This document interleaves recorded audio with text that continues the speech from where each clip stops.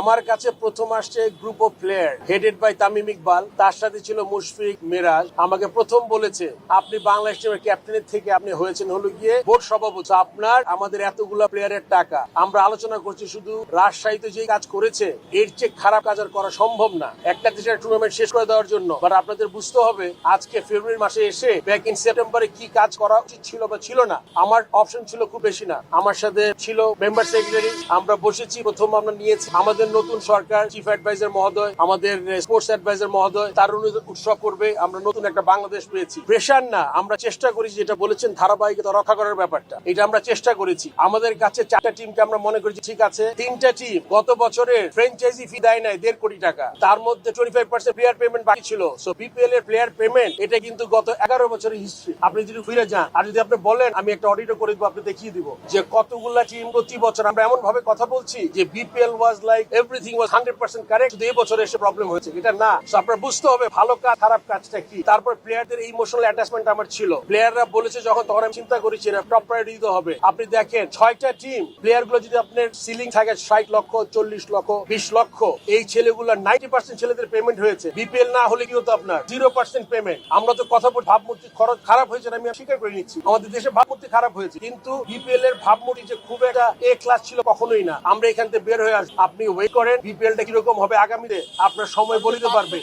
আগে খারাপ ছিল তো এটা রেফারেন্স দিতে পারেন। আগে তো রাজা ছিলেন ওনারা 16 বছর, তখন কেন তো প্রবলেম ছিল। গত বছর একটা ফ্র্যাঞ্চাইজি থেকে কোনো ব্যাংক গ্যারান্টি নেয় না, একবার 1 মিনিট অডিট এখনো কাজ করছে। এইটা তো ওই আমার যে অ্যাডভাইজার আছে উনি বলতে পারবে, বিকজ এই কাজটা তো আপনার 16-17 বছরের অডিট, এটা একটা দিলে হবে না। আমি বিপিএল এ টিকিট অডিট করাবো। আপনি একটা জিনিস চিন্তা করে দেখেন, আপনি অডিট করবেন, এখন তো আগের কমিটি বের হয়ে যাওয়ার কোনো উপায় নাই। 10 কোটি টাকার কাছাকাছি টিকিট বিক্রি হয়েছে, বেস্ট করেছি আমরা 1.5 কোটি টাকা দিয়ে রাইট বিক্রি করেছি, আর গত বছর 4 কোটি টাকা বিক্রি হয়েছে, এটা হয়তো 12 কোটি বা 11.5 কোটি টাকাতে যাবে। আপনি তো এটার তো অডিট আপনি মুখে মুখে জানতে পারবেন কি অবস্থা। বিপিএল এর অডিট করছি আমি, বিপিএল এর অডিট শেষ, যেটা আপনারা পত্রিকায় লিখেছিলেন, এই অডিটটা আপনার এই সপ্তাহের মধ্যে এসে যাবে। 106 কোটি টাকা বিপিএল আপনার টিভিতে হয়তো হয়েছিল, ওইটাকে আমরা এটা সব অডিট কমপ্লিট, এটা আমরা 7 দিন না 10 দিনের মধ্যে আমি জেনে আপনাকে জানাবো, খুব শীঘ্রই এটা প্রকাশ করা হবে। বিপিএল অডিটটা, বিপিএল এর টিকিট অডিট হবে, বিপিএল এর টিকিট অডিট হবে, বিপিএল এর খরচ অডিট হবে, সবকিছু করবে, এটা সময় দিতে হবে। মনে রাখতে হবে গত 5 মাসে 12টা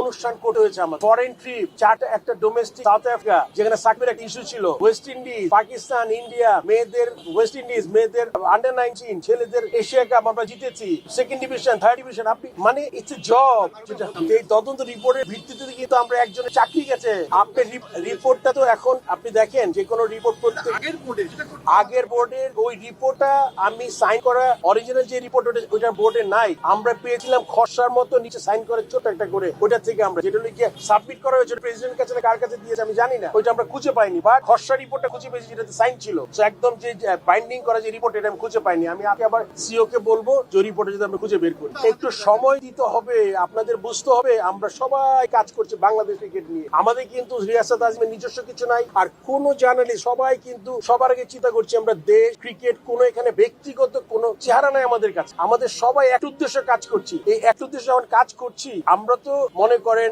এটা আমি আবারও বলছি, এবার বিপিএল পিকচার পারফেক্ট না।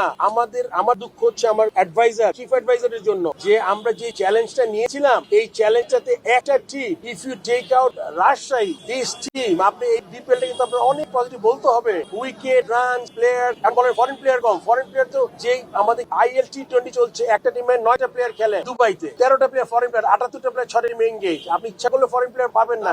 নেক্সট ইয়ার 1 মিনিট, নেক্সট ইয়ারে আপনার যদি ওরকম থাকে, নেক্সট ইয়ারে আমরা বের করেছি যে আমাদের সাথে কম্পিটিশন কার, এটা কি আইএল টি20 না এসএ টি20 নাকি আপনার বিগ ব্যাশ। আমাদের সবচেয়ে বড় কম্পিটিশন আইএল টি20 যেটা দুবাইতে হয়, ওইটার সাথে আমরা ক্ল্যাশ করতে পারবো না। তাহলে আপনি ফরেন প্লেয়ার দেখবেন আমাদের ওদের থেকে অনেক বেটার হবে। আমরা এটাও চিন্তা করেছি ম্যানেজমেন্ট কোম্পানিকে দিয়ে দেওয়া হবে বিপিএল এর মতো বড় একটা, এখনো যেহেতু দাঁড়াতে পারেনি অ্যাজ এ টুর্নামেন্ট, যেটা 11 বছরের মাথায় এটা হওয়া, এতদিন একটা ফ্র্যাঞ্চাইজি দাম হওয়া উচিত 30 থেকে 40 কোটি টাকা, এটা এখনো কিছু হয়নি। এটাকে আমরা বের করেছি কি করতে হবে আমাদের। যদি 5টা টিম হয়, 4টা টিম হয়, এর পরের বছর আপনি আমাকে খুঁজে পাবেন না, বা আমি থাকি না থেকে, এটা অন্য ব্যাপার, কিন্তু আপনি কাউকে খুঁজতে হবে না। We have already started, window বের করেছি আমরা, কোন ম্যানেজমেন্ট কোম্পানিকে আমরা দিব ওইটাও আমরা টেন্ডার কল করবো। Management company, BPL is a product, they will go to the আপনার বিজনেস হাউস, আপনার এত টাকা খরচ করতে হবে, এত টাকা ফেরত পাবেন, প্রথম বছর হবে না, সেকেন্ড বছর হবে না, 3rd ইয়ার আপনি ব্রেক ইভেন হবে। সো আপনার পরিকল্পনা করতে সময় দিতে হবে, সব কাজে সময় দিতে হবে। আমি তো আজকে বসে বলি যে এই প্রবলেম ওই